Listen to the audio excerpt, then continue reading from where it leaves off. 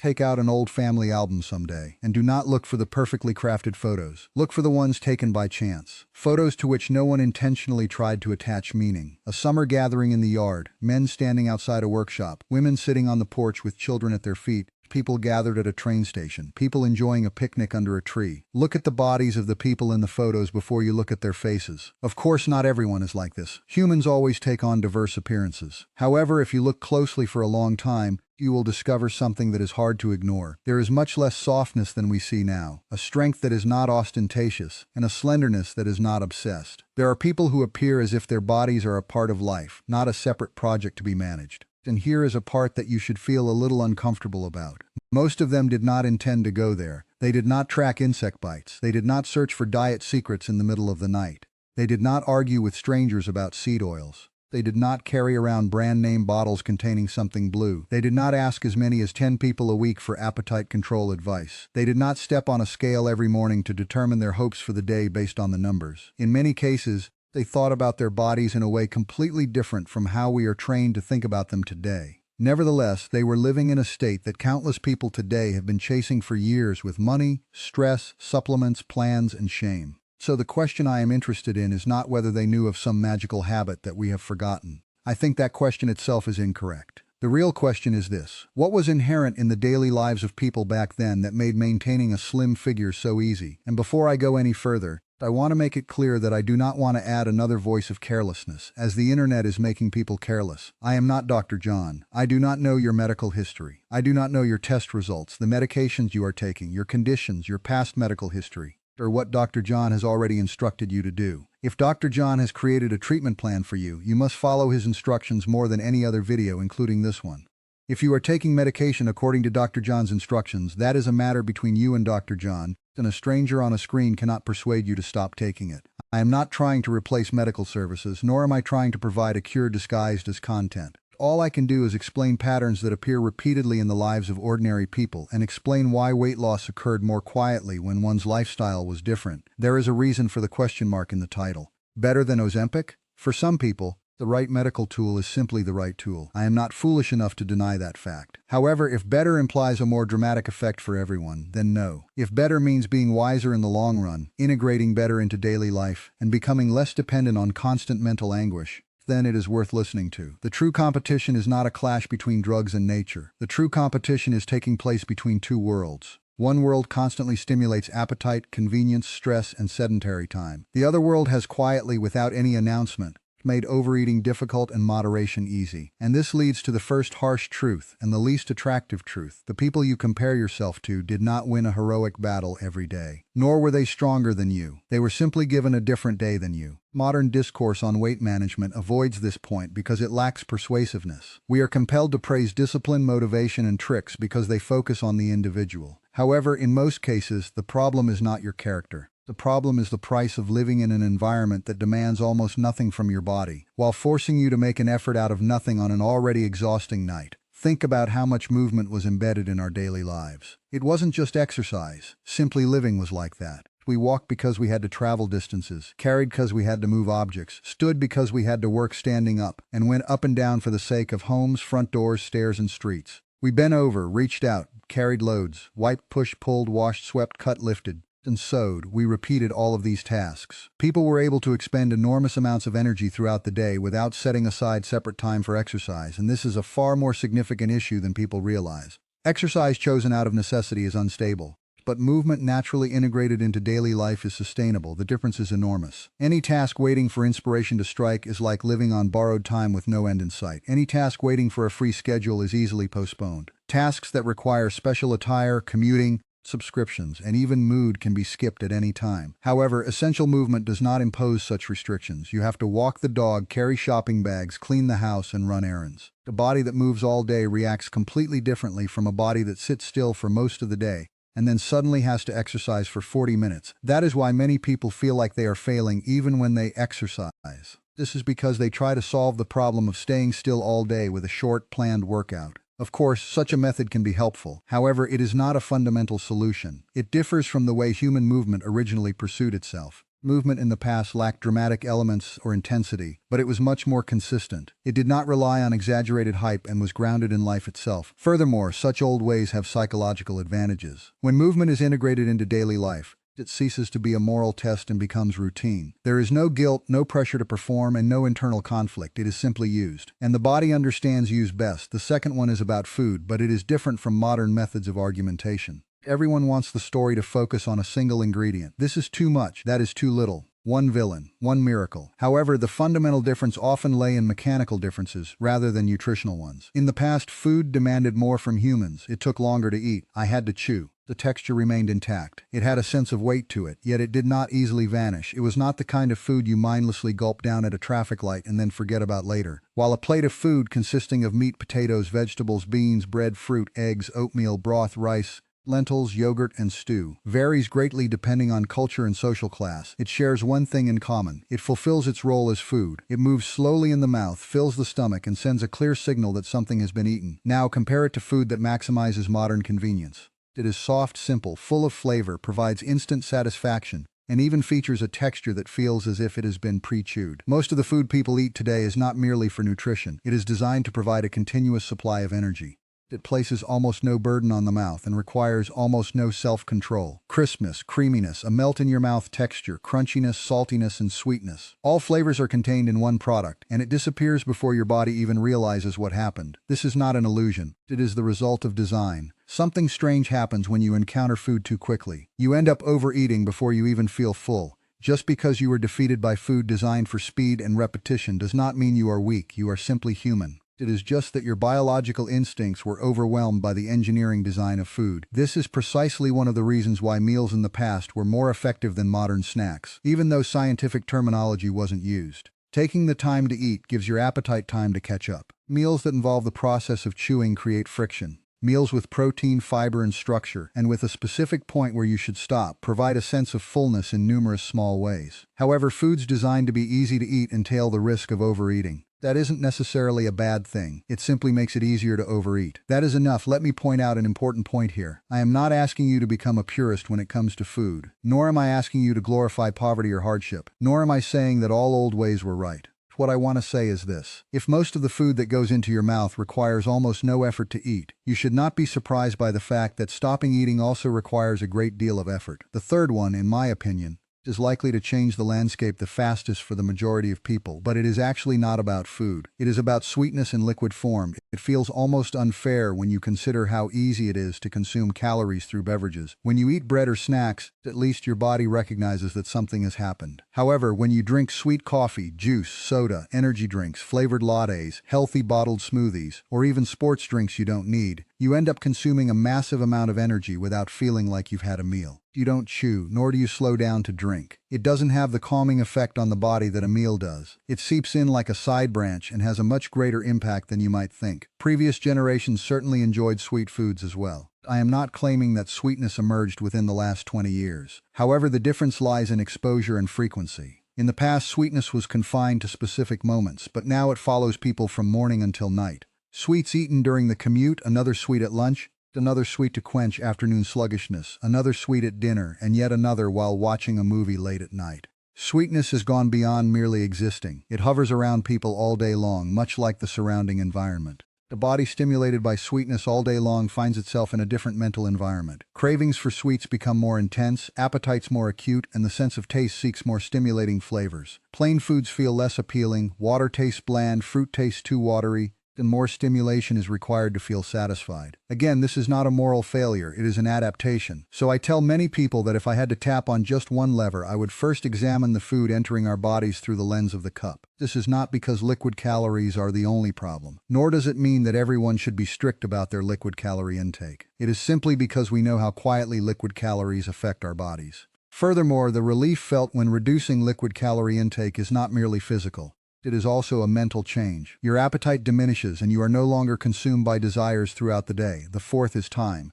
Not abstract clock time, but meal time. In fact, it wasn't that long ago, but there were clear boundaries to meals. Once people finished eating, they would not eat anymore. This wasn't due to any conscious act, nor was it because they had read books that set specific meal times. It was simply because food was not always readily available. If one wanted to eat more, they had to go through a process. They had to prepare, serve, heat, cut, and plate the food, or at least eat it consciously. That time interval was what mattered. Many people today are virtually unable to escape eating mode. From the moment they open their eyes until they fall asleep, they ceaselessly taste, drink, eat small amounts, savor, reward, comfort, and celebrate. They take a bite while standing, grab a handful from the cupboard, eat a protein bar in the car, pick up a few fries from someone else's plate, eat something sweet because a meeting is terrible, something salty because the afternoon is dull, and something crunchy because work is boring. Then dinner arrives, and a day already filled with countless tasks comes to an end. And the body does not interpret it as harmless background noise. It interprets it as a continuous stimulus. One of the biggest misconceptions regarding modern people's weight issues is the idea that overeating occurs only at specific meal times. However, the actual problem does not lie in those meal times. The real issue lies in the blurring of the boundary between overeating and appetite. All desires, hunger, appetite, boredom, stress, convenience, and entertainment become intertwined, eventually making it impossible to even distinguish which signals one is responding to. My past eating habits weren't perfect, but they often gave my body a brief moment of peace. It was a time to stabilize the body, utilize what had already been consumed, and allow my appetite to rise and fall regularly. It doesn't need a trendy name. Something that is simply less random is enough, and do not overlook the psychological impact it has. You can relax when it is just a meal, but when you are in a situation where you can eat at any moment, your attention is scattered and you become anxious. Everything, from hallways and gas stations to desk drawers, cafe counters, and app notifications, feels like a negotiation. You are bound to get exhausted if you negotiate all day long. It is difficult for an exhausted person to make calm decisions. The fifth element is sleep, and while modern people tend to regard it as a minor secondary issue, this is by no means the case. A body that hasn't slept properly becomes more sensitive. You become hungrier, more impulsive, seek comfort more, lack patience, and find it harder to tolerate friction.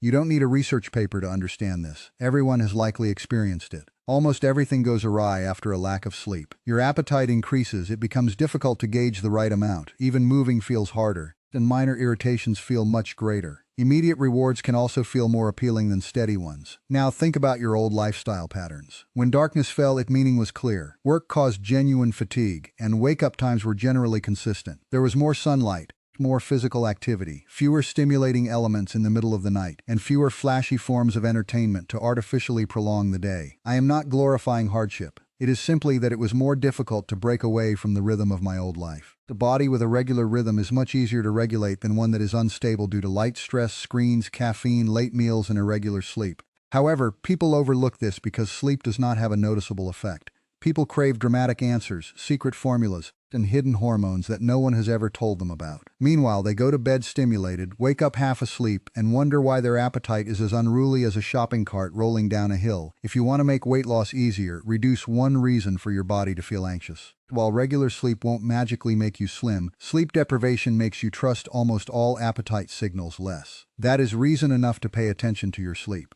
I think there is another important point regarding what modern people do that previous generations did much less of. They did not put their bodies under the spotlight all day long. This may be the most cruel change of all. Not only has overeating become easier, but our attention is also focused on the constant surveillance of our bodies. We are compelled to constantly monitor, compare, judge, and explain ourselves. We are educated to be self-conscious before we learn how to be healthy. This alone can distort our relationship with food. Shame does not always reduce appetite. Rather, it often destabilizes it. People who feel they are constantly failing may oscillate between tension and rebound, guilt and reward, and control and breakdown. Eventually, they conclude that they lack self-control, but in fact, a significant portion of what they call a self-control problem stems from an overloaded nervous system living under constant psychological surveillance in an environment of excessively stimulating food. When I say that the old days were advantageous, I do not mean merely housework, the texture of food, or mealtimes. It includes this very point. Back then, many people were free from the burden of having to constantly think about their bodies. Such thinking comes at a cost. It drains attention, increases stress, and in many cases makes problems feel more personal and hopeless than they actually are. Now I am going to tell a story that some people might not like. However, I believe this is true. Modern society often benefits from both sides of the struggle.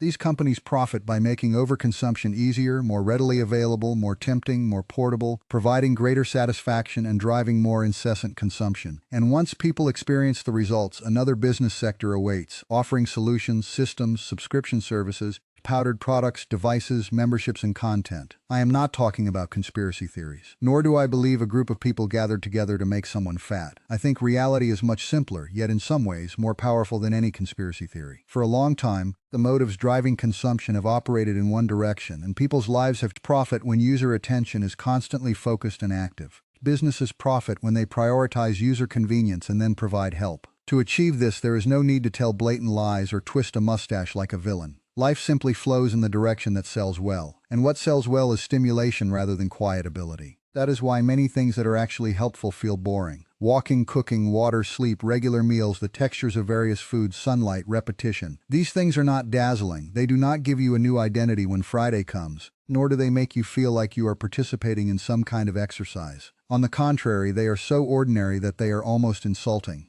However, our bodies are built to respond to ordinary things. In that case, I guess we should go back to the topic of the title. Is it better than Ozempic? Medication can be helpful for the right people under Dr. John's care. I am not trying to compete with Dr. John, nor am I trying to criticize those who receive help. Anyone who turns health into a competition of purity is not helpful to others. However, I will tell you one thing. No medicine can teach you how to create a daily environment that helps suppress your appetite and make decisions easier. No injection can replace the wisdom gained from spending a day without hunger being stimulated from all sides simultaneously. No shortcut can permanently change a lifestyle that encourages overconsumption. It is not an argument against treatment. It is an argument emphasizing the importance of basic treatments. Without a solid foundation, you must exert excessive effort toward any solution. However, once you establish a foundation, many things become much easier. This does not mean you can do things effortlessly. It means they become much smoother. Furthermore, the reason ease is important is that it is repeated. It is repetition that changes people. So with all of this,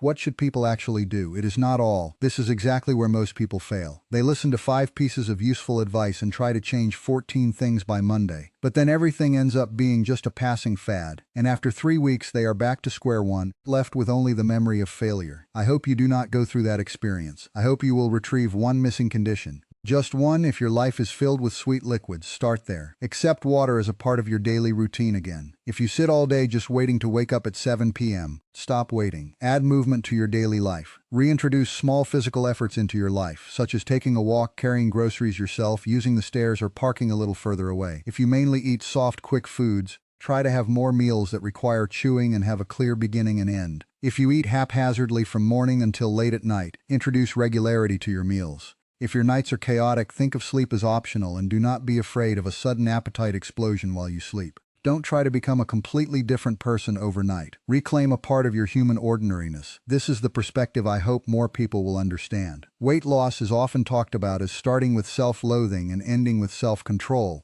but I do not believe that is the most fundamental truth. I believe that weight loss often begins when you reduce the factors in your daily life that interfere with good lifestyle habits. It involves reducing noise, stimulation, and randomness, creating rhythm and structure, utilizing your energy more, eating foods that function as proper food, and taking rest that functions as proper rest. Adopting such an approach brings about another change. You break free from a life where you treat your body like a hostile operation that must be monitored every hour. Instead, you begin to regard it as a living organism that responds to its surroundings. If you create a certain environment, your body will desire more, faster, softer, sweeter, and later. If you create another environment, your body finds stability. It creates meaningful changes, even if they are not perfect. Such changes alone can set people free. Then the story no longer becomes, why am I so weak? But what in my daily life is teaching my body the wrong lessons? This is a much better question. There is no need to be ashamed, and it is much more beneficial. If asked what old photographs truly show us, I do not believe the answer is superior morality or better knowledge. In my opinion, they show the bodies of people who were active, ate simpler food, lived according to a regular rhythm of work and rest, and were not hindered by constant snacking. It is not an ideal life, nor perfect health, nor a fantasy of a golden age.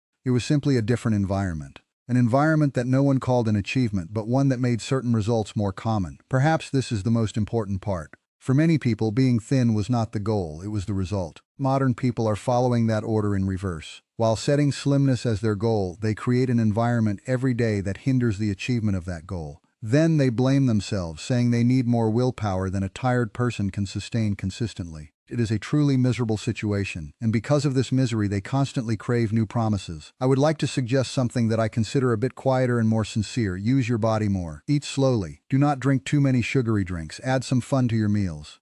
Since sleep affects your appetite, cherish it. You will only pursue a more complex life after observing the changes that occur once you eliminate a confusing element from your daily routine. And I will say this once again so that no one hears what I haven't mentioned. I am not Dr. John. If Dr. John had given you specific instructions, those instructions take precedence over anything in this video. If you have a real health problem, that is a matter to be addressed to Dr. John, not to a stranger speaking into a microphone. I am not promising results, numbers, or timelines. I am not performing miracles for you through natural means. I am merely informing you of a few general situations where the human body often functions better. That is all. Perhaps that might be enough. If you have read this far, this is exactly what I ask of you. Please do not list grandiose plans. Do not give lengthy speeches claiming that everything will be different this time. Please pick one thing you are lacking and tell me honestly. Is it alcohol? Is it the habit of eating small amounts throughout the day? Is it sleep? Is it the amount of time you spend sitting? Or is it food that doesn't burn energy? I do not want to flatter you. Please leave a comment with the genuine shortcomings you felt deep down before I list the whole thing. And I have one more request. Think of the oldest family photo. Look closely at the postures, facial expressions,